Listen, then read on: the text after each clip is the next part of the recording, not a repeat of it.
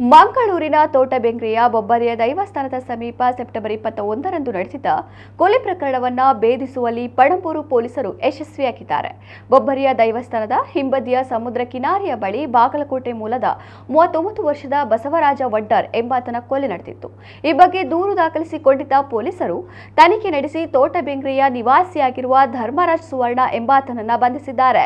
ಕೊಲೆ ನಡೆಸಿ ಪರಾರಿಯಾಗಿ ಕೇರಳದ ಕೋಝಿಕೋಡ್ ಜಿಲ್ಲೆಯ ಚೊಂಬಾಳ ಎಂಬಲ್ಲಿ ಆರೋಪಿ ಅಡಗಿಕೊಂಡಿದ್ದ.